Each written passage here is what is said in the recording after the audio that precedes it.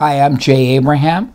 I grow businesses for a living, and you're watching Behind the Brand with Brian Elliott. Hey everyone, I'm Brian Elliott. Welcome to another episode of the show.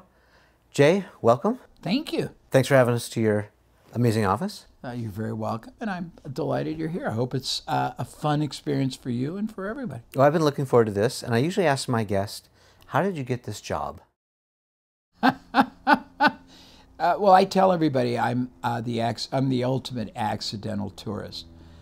If you want the story, I'll condense it and give it to you very quickly. You want it? I do, of course. So I got married the first time at age 18. I had 2 kids at 20. I had the needs of somebody 40 at 20, and nobody cared. And the only jobs I could ever get were not salary jobs. They were performance-based jobs with crazed entrepreneurs who would basically let me eat what I kill, and they'd give me a phone or a little cubicle. And you very quickly, if you only eat when you earn, you learn what works and what doesn't, and what works best. And I was always never denominated by time because I wasn't being paid for hours. So I always had 3 or 4 different activities going concurrently, and I very fortuitously did them in totally. By the way, we have an airport right here, so you're going to hear these. So I'll explain it now. You'll hear we got the biggest helicopter company. We got jet planes coming. It's sort of fun, but it may be irritating, so I apologize. But I fortuitously jumped from one industry to another because I was bored. And after about 10, I realized, wow, people in this industry don't have a clue, Brian, how people in another industry think, how they act, strategy, business model, marketing approaches, value propositions, distribution. And I started borrowing rather simplistic elements from the industries I'd been in and applied them in various hybrids to the industries I was in. And I was incredible. Like, wow. I was like, the reincarnation of something. And everyone thought I was brilliant, but I was really nothing more than the one-eyed man in the land of the blind. And I realized, wow. And that was the start of my growth. Then I got into the mail order business earlier in my life, and I learned, you want to ask? Well, yeah, and feel free to continue your sentence, and I'll, can we put, first of all, so where did you grow up? Indianapolis, Indiana. Okay, so you're in Indiana when all this is happening. I am, yes. And put a timestamp on it, just so we have some context. 1968 to start. Okay. I've been doing it for 45 plus years. So I always just like to remind the audience, I think context matters a lot. Environment, different environmental factors and culture sometimes has an influence, or that matters. I mean, 1968, we're talking about Vietnam War, yes. Civil rights movement, yes. Beatles, yep. Beach Boys, yep. Summer of Love. And the Beetle automobile just had come out. Yeah. Summer of Love is, a year, 6 to 12 months. Yeah. All of that's happening right away. And, if we want to make comparisons, is not too different than probably 2020, where there's all this upheaval and division and kind of like very confusing times. I agree. Yeah. Yes. History repeats itself sometimes. It does. Unfortunately, it does. Okay. Keep going. This is fascinating. So then I was in the mail order business, and I learned a lot of very common elements of mail order, but they weren't being used by any brick and mortar company. So then I was able to take very basic stuff, unique selling proposition, variation in headline, testing, risk reversal, allowable acquisition costs, lifetime value, bonusing, and translate it to the brick and mortar business, which was the biggest business back then. It wasn't e-commerce. And again, I was like a hero. This is incredible. And that was the start. And then I was on a penchant to learn everything I could about everything I could, because I was able to integrate it and translate it all kinds of places. And in the process, just for context, I had the very wonderful good fortune of being part of a couple of very interesting companies. The first was Icy Hot when it first started. And the second, and perhaps even more interesting, was Entrepreneur Magazine, when nobody even knew what entrepreneur meant. We had to send out promotions in letters with the Webster's Dictionary definition and phonetic pronunciation because nobody had ever heard of what an entrepreneur was. Even today, I don't think they really know what it is. They think it's being a proprietor, but it's not. But nobody even understood it. So what is the J. Abraham definition of entrepreneur? Somebody who really is focused on creating an experiential superior value that is perceived, desired exclusively from the company it's rendered from, and genuinely enhances the richness, the protection, the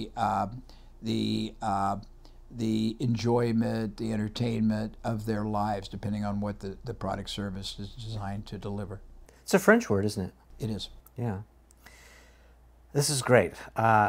So all this activity that you're describing is really, you know, if we were to sort of net it out, it's direct marketing. It was, yeah, in the beginning. Yeah.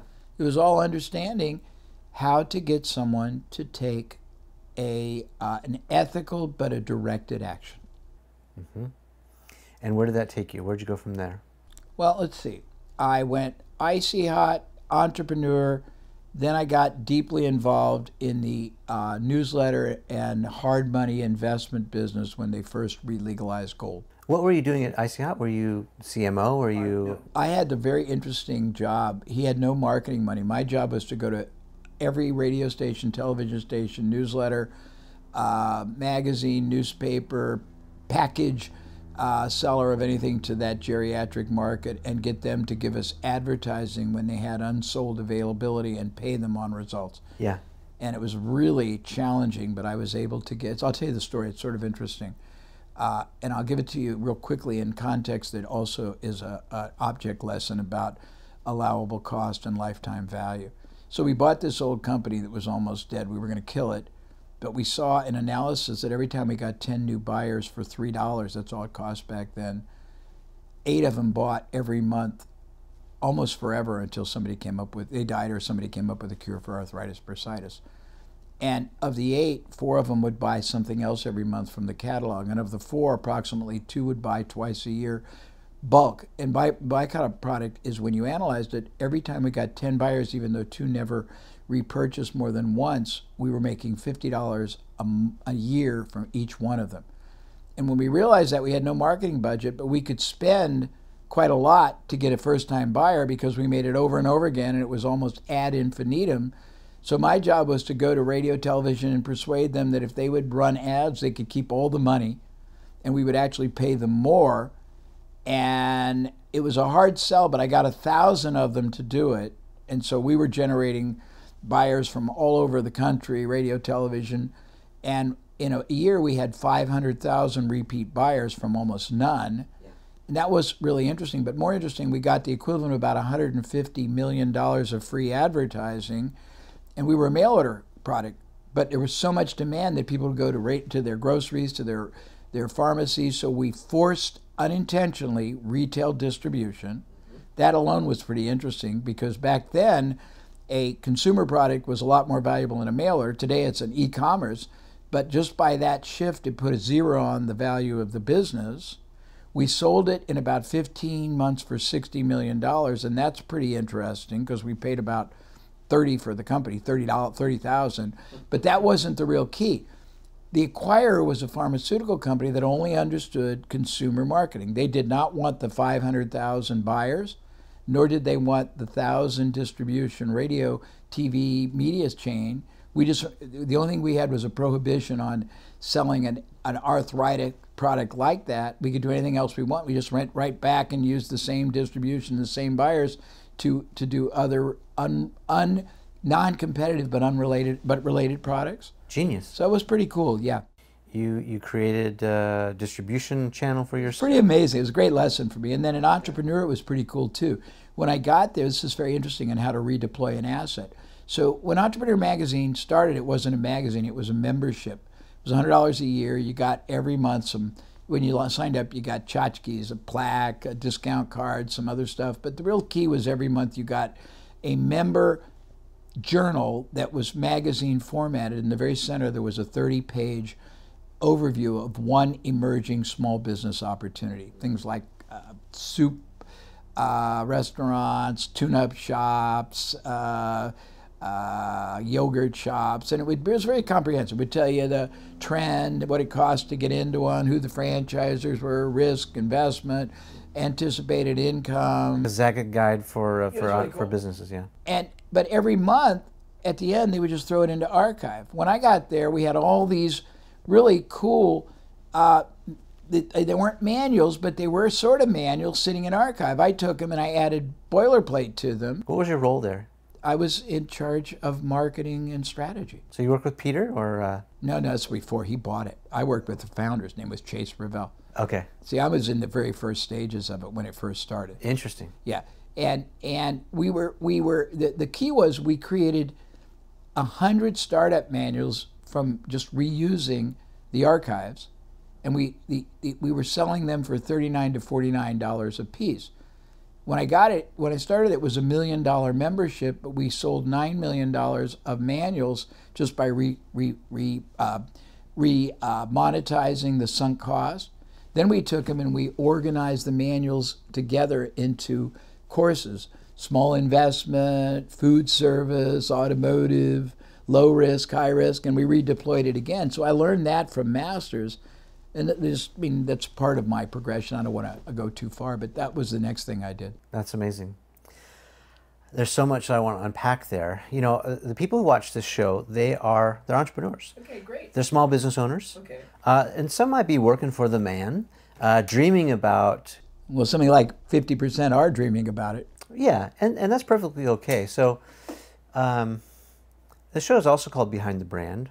I want to talk about brands and branding a little bit. It seems like you know a little something about that. And so let's start with, what is the J. Abraham brand? Well, can you be a little more granular? What do you want to know about it? So I want to talk about it in the context of our audience is probably thinking about building their own brand, whether it's a personal brand. Yes. You know, Seth Godin would argue with me. He'd say, I'm not a brand, I'm a human being. But I would push back and say that, yes, that is true. While that's true, you are also a personal brand. Yeah, I agree. And so I want to talk about the J. Abraham personal brand, but also kind of like helping the audience who's watching thinking about either starting a product or service, how they can craft. So let me answer with two parallel tracks that I'll interweave. So I think it starts with understanding what do you stand for, who do you stand for, why do you stand for it, what does standing for it mean, and how do you personify or express it. So I think without understanding that, if people want to learn how to really understand their brand or create a brand, they better answer those questions, and most people can't. Yeah. I know what my brand is. I'll tell you what it is. My brand is that I'm this advocate, champion, greatest fan of the deserving entrepreneur. I am enraptured with anybody who is trying to figure out how to add more value, create more contribution, make a more meaningful difference in the lives of the audience they address. I am about elevating people's stature to that of the most trusted advisor, the only viable choice they could turn to in their world. As far as my personal I guess what I represent, I find hidden assets, overlooked opportunities, underperforming revenue activities, underutilized relationships, under-recognized resources that can be converted into windfall, newfound revenue, and then I convert them into ongoing recurring income streams that last for life, and I do it with almost no investment or risk. That's what I stand for. I love how succinct and perfect that is. What strikes me a little bit about what you just said, I kind of get this image that J. Abraham, in many ways, is the wind beneath the wings of some of the more successful people in the world that we might know. Can you talk about some of the people that you've worked with who, you know, are standouts to you that you want to talk about? Well, I mean, I can tell you that a couple of things. I've had the very good fortune of either working with, knowing, or being benefited by association to some very expansive, eclectic entrepreneurs. I have personally had involvement with Tony Robbins, Damon John, a founder of Federal Express, the co-president of Keller Williams. Let's see who would be interesting. The late Stephen R. Covey was a colleague, friend, benefactor, and I helped them. His son, Stephen M. R. Covey. Dave Asprey, Bulletproof Coffee. I know all those names. Yeah, I didn't personally do it, but the founder of Planet Fitness used my body of work. There's probably 10 key real estate coaches, and 8 of them have been clients of mine.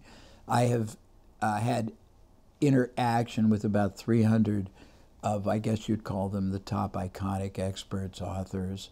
I've got some friends who are hedge funds. I got friends who are private equity. I got a very broad spectrum of relationships, and I've had similar in Japan and in China and in Vietnam and in France. So I've done it for many years in a broad spectrum of ways. And let me ask you, so with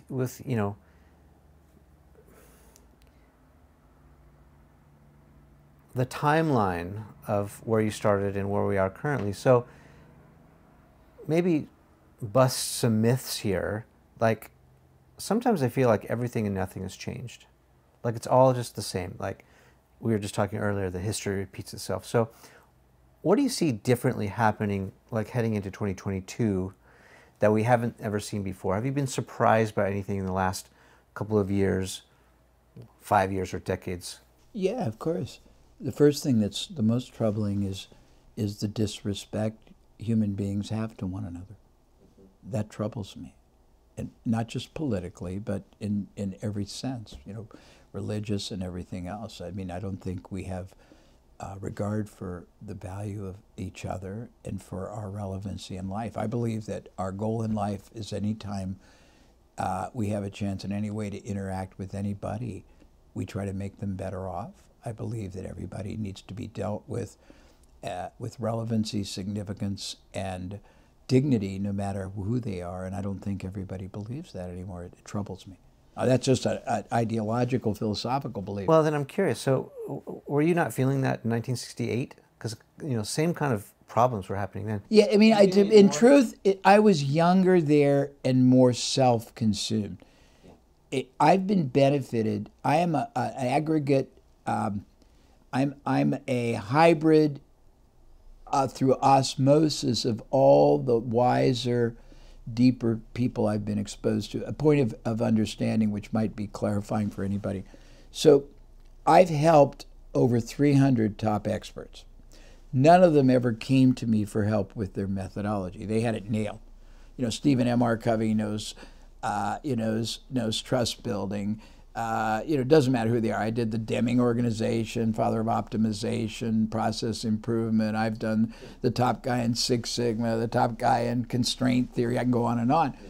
But in order for me to help them articulate the tangible value, to compare, contrast, denominate, elevate the value, I had to first get a short course education. So I am today, not in 1968, but today I am this integration of such an enormity of input, and it's from people who are elevated thinkers, very profound people with regard to ethics, integrity, ideologies. So I have I've helped. I helped the #1 guy in TM. I've helped the #1 guy, and I helped the #1 Chinese energy doctor. I got all this integrated knowledge that I did not come close to having when I was a young 18-year-old married person with 1 child in 1968 trying to make a living, and probably more oblivious than, I'm at a later part of the runway of my life, and I'm in a position of, I don't know if I'm more elevated, but I have a more reflective perspective on the human condition, on life, and on our place in the cosmos. It makes a lot of sense. Also very relatable. After 500 of these, I get to sit down with some of the most amazing minds on the planet. And my hope is that some of the fairy dust rubs off on me. Same thing. I mean, every time I grow from every interaction. Yeah, so that's very relatable. Okay, let's go more about building a brand. So what advice do you have for entrepreneurs, and what are some of the mistakes that you see? You're kind of a turnaround guy. What was that show with George Clooney? I think it was called Up in the Air. He flies to different companies. He's got to let everyone go. He's got to, give bad news. But he's a turnaround guy. Yeah. And it sounds like that's part of your expertise as well. It's interesting. Ironically, most people come to me when they are in trouble or when they have Gordian knots to untangle. And yet, I'm very good at taking a very successful company and making it more successful. Yeah. But I always laugh to people. I have certain people who we're polar opposites. My business flourishes in a down market, and their business will flourish in an up market. When people are making a lot of money, they don't want to give anybody like me the time of day. When things level off or start going south, or competition breeds, or they become somewhat antiquated because of technology or disruptor, then I get calls galore. So there's an irony there, because the time to really grow is when you don't need to. But it's like, oh, we need to call Jay. Yeah, yeah. So I mean, but I mean, there was you may be too young. In the early '90s, there's a man, I think he's long deceased, named Red Adair, and he was the guy that could put out an oil well fire quickly, but he charged $1 million. No one would come to him until they tried everything else and it didn't work. Then they'd call him and he'd come and put it out, but he wanted his $1 million. They wanted to try it themselves. And it was always laughable, because it would take, they'd spend $4 million in lost oil before they would call him and spend $1 million to get it done in a day or two. Right. But I'm sort of like that. So what are some of I'm sure there's patterns. So what are some of these things? Again, people with businesses who are starting new ventures in 2022, for example, or even, still working on them, or dreaming about them now. What are some of the things, tips and tricks you can impart? Some of the things that you see. Well, I mean, we actually, I have a book that I don't sell. I wrote it and then I decided I wasn't going to sell it. And it was called How to Get the Money for Your Great Idea or Startup and What to Do If You Can't. And because so many people want to start a business. It's not the market I deal with anymore. I deal with real operating businesses. But I tell everybody, if you're going to start a business, before you start it, you better have an advantage. And an advantage can be many things. The best advantage is a hungry market that you can access. But if you don't have a hungry market, you better have some, it better perform better, it better be less expensive, it must have some bells and whistles, it must.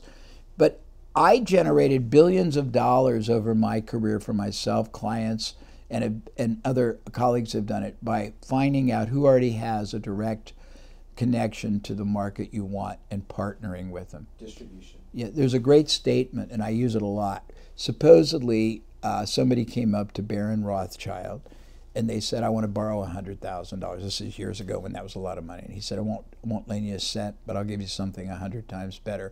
I will walk back and forth with my arm around your shoulder across the stock exchange twice, and when I'm done, you can borrow all the money you want." And so I've learned the hard way that rather than going out there and running ads, trying to get noticed and trying to create credibility, if I can find many people, and I have a time, we did $250 million of seminars one time, which is pretty impressive in 2 years, and I spent $300,000 to do it because I got everybody that already had access and the trust and the credibility to entrepreneurs. Tony Robbins, Success Magazine, Entrepreneur Magazine, investment newsletters, in-flight magazines, to all partner with me, and I paid them on results. So I always try to get people who are starting a business, and I don't do a lot of startups, but I say, look, if you're going to start a business, you better be able to know what your advantage is. You better know how you're going to acquire at some cost-effective basis either the buyer or the first buyer. You better know if you're going to get leads, how you're going to convert them. You better know where you're going to make profit. The cost of acquiring that first sale is so intense, you better have some other way to monetize them. And if you want to supersede all of that, figure out who's already got that buyer that could be a partner of you, what people would buy before, during, after, and partner with them, figuring out what people buy instead and make that a fallback product, and then you have a chance of being successful.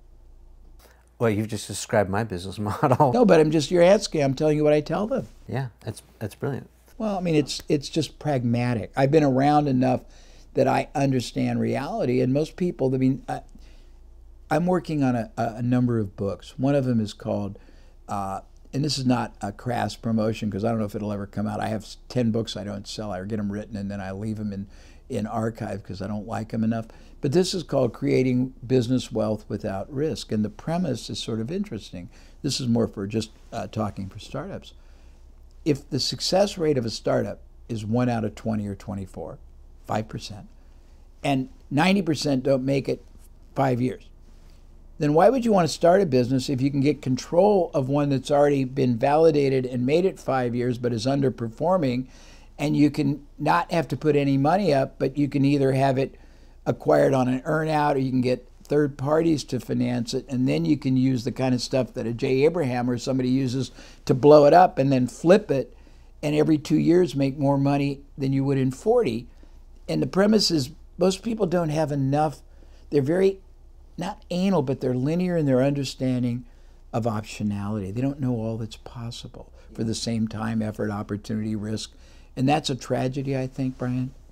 I agree. And I would guess my first thought was, putting up the obstacle of, well, I don't have the money to acquire a company.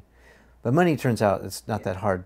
I have a philosophy. I call it the unlimited business checkbook. And I'll tell you a really cool story that addresses and allays that fear and that belief. So I used to go to China before all the problems occurred and COVID, and I would go 2-3 times a year, and I did very expensive seminars. And to my delight, I appealed to people who really were trying to create value. They weren't the people that knock you off and steal your IP. They were just quality entrepreneurs. And the first time I came, a young man came to the mic. We used to do this at the end of the third day. And through translation said, Jay, what do you do if your business is too small and the banks won't lend you money? And I said, okay, well, tell me more. And he said, Jay, I'm a small local motorcycle manufacturer. Now, only in China with a 100 million person city would you be a local motorcycle manufacturer. And he said, if I could get the money, I'd go all over Asia. I'd open a plant there. I'd hire salespeople. I'd open offices in every country. I'd recruit dealers and sell my motorcycles. And it must just sound crass, but I said, okay, well, what's the problem? He goes, I just told you they won't give you money. I said, you don't need money. You really don't. Your problem is almost always, Brian, the solution to somebody's bigger problem. You just have to figure out who they are, what it is, convince them they have the problem and that you're the solution.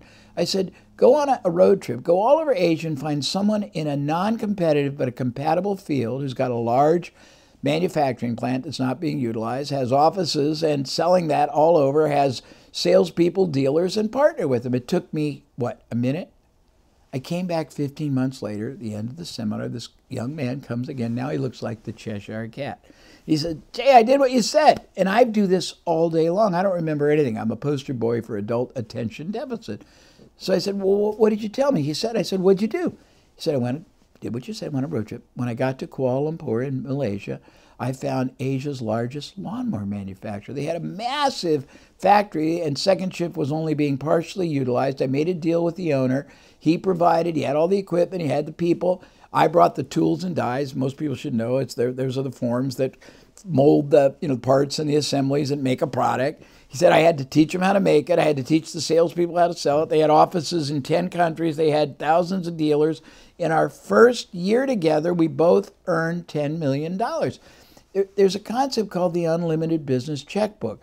Whatever you think you don't have as far as a resource impairment is BS. Somebody's got it. Even experts. You say, I can't afford experts. If you can correlate, there's plenty of second-tier experts that have underutilized time. If you can correlate how their time can be measured to either increase your profit or reduce your expenses, and you can convey to them that you're going to apply it and they can have a big enough share, they'll work for you on the come. You can get anything you want. There's almost nothing that I couldn't show you could have that you think you don't have capital for. I love that thinking, and it's super obvious, but also subtle. So I just want to underscore what you're saying. First of all, you're absolutely right that a lot of people probably start their business with the wrong order of operations, right? They have this great idea for a product or service and they jump out into the market without even knowing there's any demand or not. And that's risky. I mean, maybe they do have an unfair advantage that their thing is so spectacular, it's gonna, you know, it's the iPhone, whatever. But most of the time, it's not the case. I agree. And so to establish demand is the right order. You know, it just makes things less risky. But also, kind of what you're talking about is also this idea of the abundance or scarcity mindset. The scarcity mindset is the fear talking. It's saying there's not enough money, the banks won't lend it to me. Who am I to even, you know, try something like this? It's all the negative sort of fear-based scarcity thinking. Whereas the abundance thinking is, all right, here's the problem. I just need to find out what that person needs and fill that need.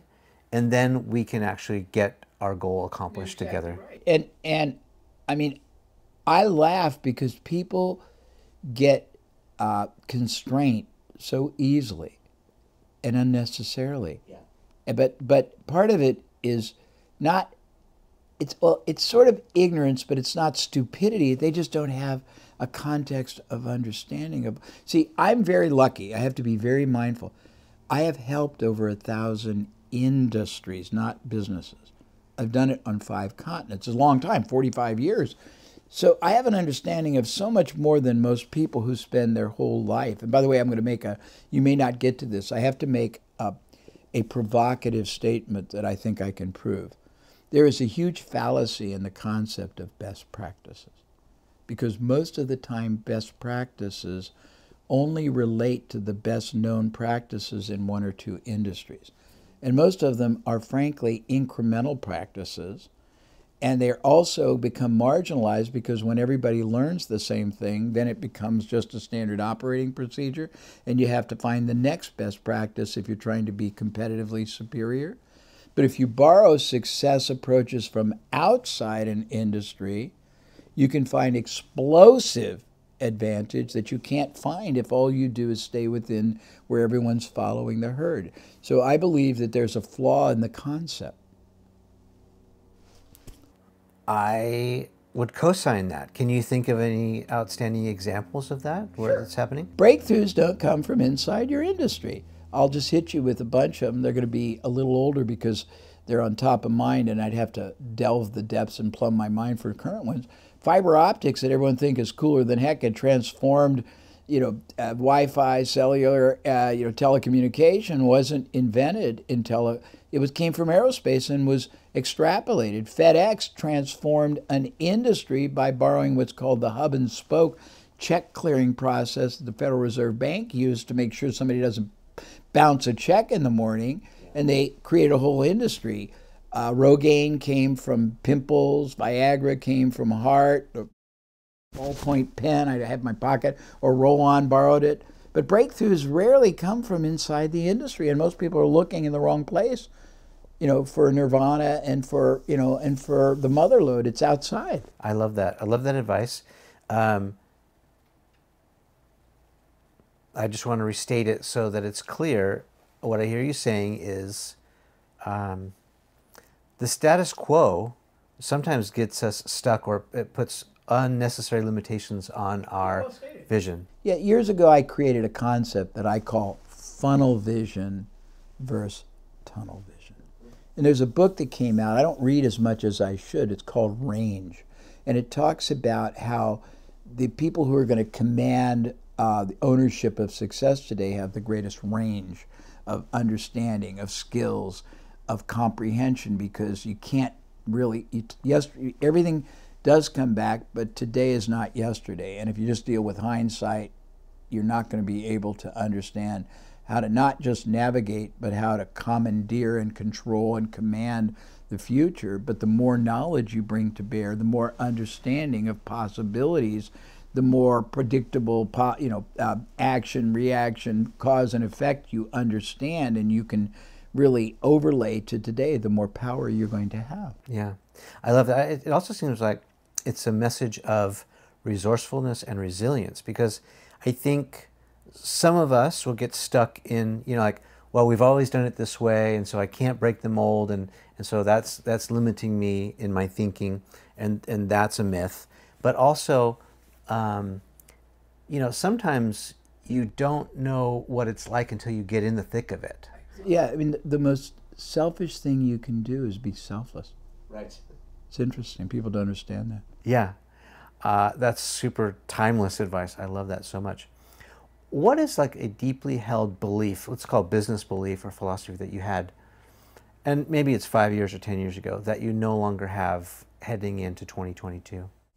I think I was self-consumed with my importance. And I realize today that to achieve greatness, it's a collaborative process. You don't possess enough of the ability yourself. You need people better than you. There's an adage that I heard a couple of years ago, and it changed. It's hire the best and cry only once.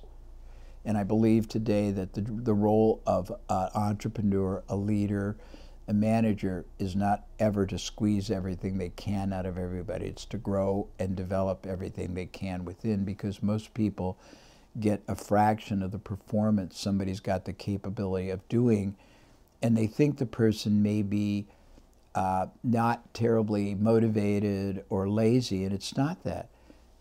On their own, they don't know how to be more productive. They don't know how to be more efficient. They don't know how to be more collaborative. They don't know how to have more trust. They don't know how to listen better. They don't know how to communicate clear.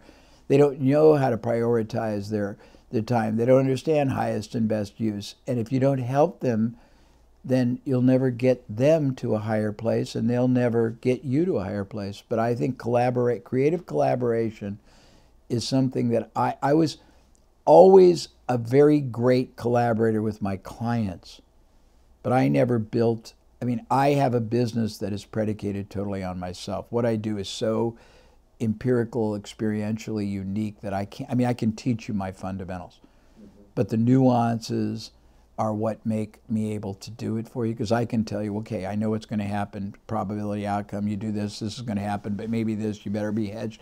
And most people don't have that experience. But I would have built a totally different business had I had a greater respect for the importance of collaboration with people who had pieces of the puzzle I didn't. Yeah. So it's that idea of we is greater than me. Yes. Also, I think that more than ever, you got to play a long game, not a short one. Mm-hmm. What does that mean? Say more. Well, it means a lot. It means that you invest now, but you're playing a game. It means nobody in their right mind should sell something one time, because the cost, the effort of acquiring them is expensive, converting them is expensive, and for the same effort, if you have the right relationship, you can monetize it ethically over and over and over again. And most people don't understand that. Most people see themselves rigidly, I am a seller of one item, whereas people are buying related items before, during, after, even instead. Let's see, I see how an example. Yeah, well, but it's another one. Let's say you were selling let's use an example. Let's say you were selling a supplement for weight loss. Well, unless you're really a deluded optimist and you think people are just buying a supplement for weight loss, concurrently they're probably buying, they're buying portion control food. Maybe they have equipment they're buying. Maybe they have a trainer online, and when they stop with yours because they don't adhere, they're going to get another one. Well, if all you sell is your supplement, it's finite. And most people are only going to go for 3 or 4 months at most. If you sell another supplement to them after, if you sell equipment, if you sell a t-shirt that fits great, if you sell all of that, you might 10 times the profit from the investment in acquiring that buyer. And you'd be helping them more because they're going to do it anyhow. And if you're at all preeminent and you only sell product services that are higher performing, they're going to get a better outcome. Yeah. Yeah, again, a simple concept, but not always easy as it seems. I love that. So one of your clients or proteges or people that you've mentored, Damon John, I remember sitting down in a conversation with Damon a few years ago, and some advice that he gave me at the time was really interesting. I want you to weigh in on it. He said, you know, businesses don't always need to grow into, you know, humongous empires. Sometimes staying small and nimble is a better strategy. Where do you weigh in on that? Well, I'll tell you what I always focus on first, and it will probably conform to what you're saying, and then we can evolve whatever font of discussion emanates from that. So I'm a strong believer that most people focus too much on top line and not on bottom. Most of my work is trying to get a lot more yield out of what they've already done, who they're doing it with, where they're doing it, and not working as much. Because people used to come to me at my seminars and they would say, Jay, I'm doing $1 million and I want to do 10 million. How am I going to do it? And I'd say, stop. Before you do that, tell me why you want to grow 10 times. And most often, I'm just paraphrasing it, I'm hypothetical here. They'd say, well, I'm making 150 grand and I want to make $1.5 million. So and I said, well, not necessarily. You're projecting that no variation in your revenue system changes.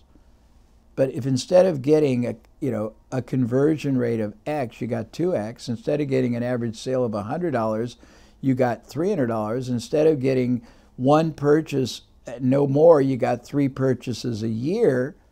Instead of being able to not monetize the non-converted, you were able to monetize them. You may be able to get close to that 10 million for maybe just a double in volume. And I said, also, you have to realize to go 10 times is not quite as easy. You'll need 10 times the facilities. You're going to need management. You're going to need a lot more capital. You're going to need a lot more infrastructure, technology, rent, obligations. Wouldn't you like to first multiply the bottom line before you worry about the top? But most people don't know that's possible. I've lived my life learning 80 different ways to make the bottom line grow. And in fact, what I do now is I've got a belief system that there's you want to hear my belief, I'm going to share it and then you can cut it out. I believe there's a fallacy in the concept of the 10x moonshot. Everyone teaches that, but no one says, hey, in order to do that, you got to figure out what it is first. And if you're wrong, you're screwed. If you figure out, even if it's right, you got to find the experts to do it, whether it's VR, AI, it's almost always denominated. They're expensive as hell. They usually haven't worked together. They oftentimes haven't worked in your industry. I don't know lately, but I looked at data and 80% of them failed. Even if it doesn't, it's like building a custom house. It takes longer, costs more. You got to have a parallel, like 2 different businesses set up until it's working. In order to fund it, you either have to borrow, dilute your equity and sell interest, or you got to take it out of cash flow. And my belief is, why don't you first get a 10x bottom line, because that's no risk, no investment, just doing things better with what you're doing, who you're doing it with, making everything work better that you're already doing, and then use that money to fund the risk and the speculation, because 80% of them didn't work. They might be higher success now, but not quite as brilliant as the theoretical concept sounds. Yeah. It sounds like you're very scrappy. You're very resourceful. You see the white space. You see the underutilized assets or people. That's the impression I'm getting. Well, I mean, I've been trained by masters, and I've gotten I've just been involved in so many industries. I've been involved with so many different specialists. I've been asked to come in and deal with so many problems. I've been involved with so many competitive situations. I have the good news is I have a very uniquely agile and resourceful and innovative mind. The bad news is I can't really preserve that knowledge other than while I'm alive, which the clock's ticking on me. So, it's good and bad. Pretty cool. I understand stuff that you can't believe. Yeah. But when I'm no longer a breathing, living person, all that goes, psh. My general stuff will hopefully endure if anybody runs with it. But most people forget. You talk about Dale Carnegie. If you talk to a millennial or a younger one, they go, who? And even Stephen Covey. Yeah, they go, who? Yeah, and so the point is that, you know, it's my wife and I are fascinated. She's a little younger than I, but I love watching really wonderful classic movies from the 50s and 60s and 70s. And I got kids that are in their early 30s, little in high 20s, and I'll make them watch, and they'll be shocked. That's so good. But most of them are forgotten. Yeah. And there's a tragedy there because a lot of value gets forgotten because people want the new drug. Yeah. And today in the world, that people are, I think a lot of people are tragically deluded because a lot of people sell a tactic as if that's going to really be the profound solution to their woes, and people don't realize that it's an interesting short-term advantage for a few people until everybody learns it.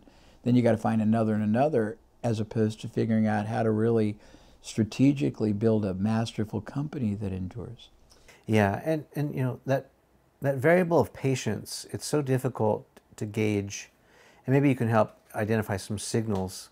So, you know, it's a dilemma that I think about personally all the time, or with my clients, or talking with other experts.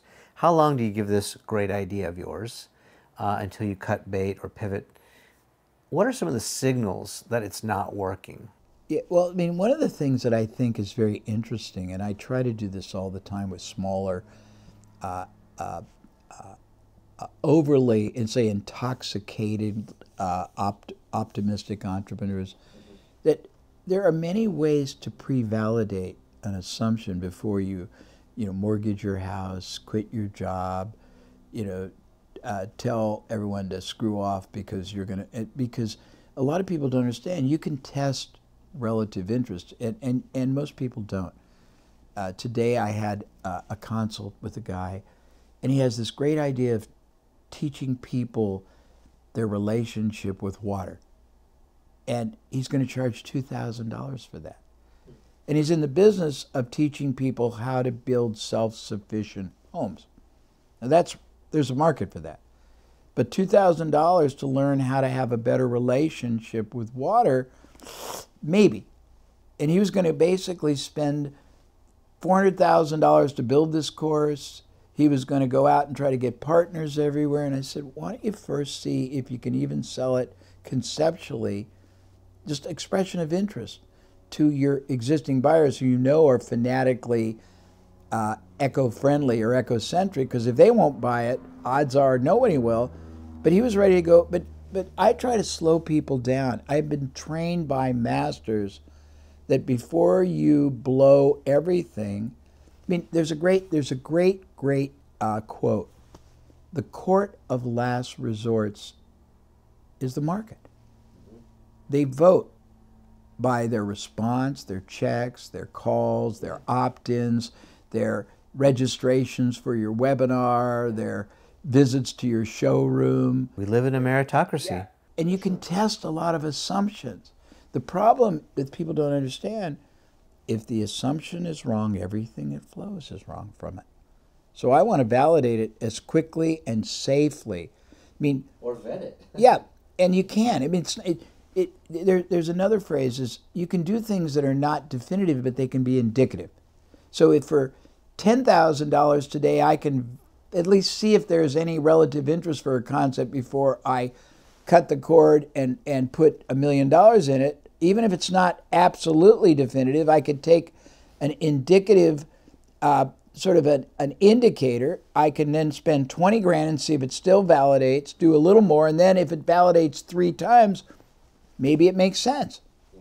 And I think an investor would be a lot happier to put money on that than some cockamamie pie-in-the-sky unvalidated concept. But most people don't understand that pre-validating is the greatest thing you can do for yourself, for your emotional, financial, life commitment of opportunity cost, energy, emotion, and also to get investors. Yeah. Yeah, it's funny. It kind of reminds me of this conversation I had with my younger daughter, and she was observing my work and looking at me, and she said, Dad, you're this entrepreneur, you're building these businesses and doing these things. You must really love risk. And I said, whoa, actually, no, I don't love risk. What I try to do in my business is mitigate risk.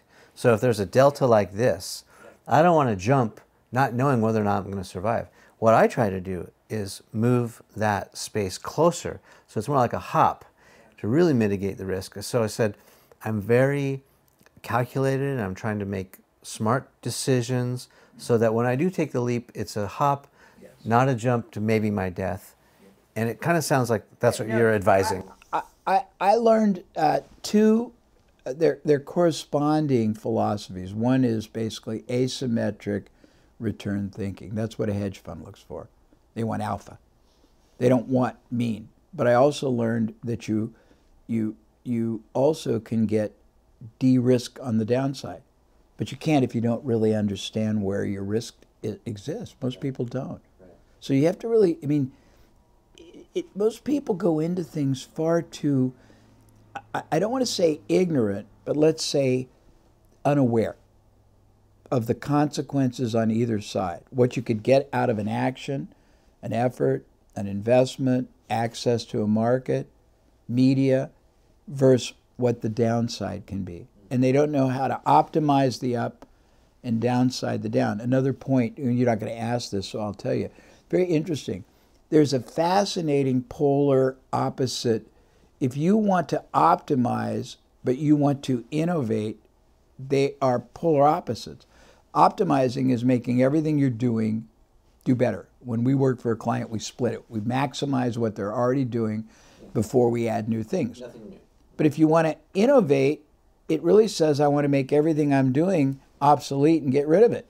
So integrating the two is very, very tricky. Just a point. Yeah. Well said. I love it. I want to respect your time. Maybe let's, as we're rounding third coming home here, final parting words to people running a business. Yeah. So I've been blessed to learn more ways to make a business perform better for less investment or risk. Most people don't know you can make ads better, you can make conversion better, you can make the value of people better, media better, salespeople better, distribution channels better, positioning better, offers better. When you realize most people struggle in entrepreneurship with the wrong question. They are tormented non-verbally, Brian, with the constant question, am I worthy of this goal? Can I make this business succeed? Can I earn the income I need? Can I make enough to retire? Can I compete against all the new interlopers out there and the disruptors? When you realize how much more is really possible from time, effort, access, capital, human capital, relational capital, all these things, the right question, is not, am I worthy of the goal? It's the opposite. Is the goal worthy of me? Because there's so much more. And I think my life in service to others, not me, but my life and what we've accomplished for people proves it. Yeah. But you have to know what the options and alternatives are beyond what you're doing now. And most people don't. I mean, we were just sitting back, you know, chopping it up, reminiscing about the good old days and all that. You know, tracking my roots, where I came from and where I'm going.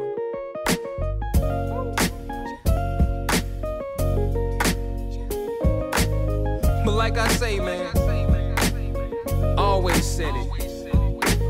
It's not about the destination. No. It's all about the journey. Ain't nothing changed but the weather. The dangling carrot that hang from the rear view. Your dreams in the past ain't nowhere near you. Backseat drivers.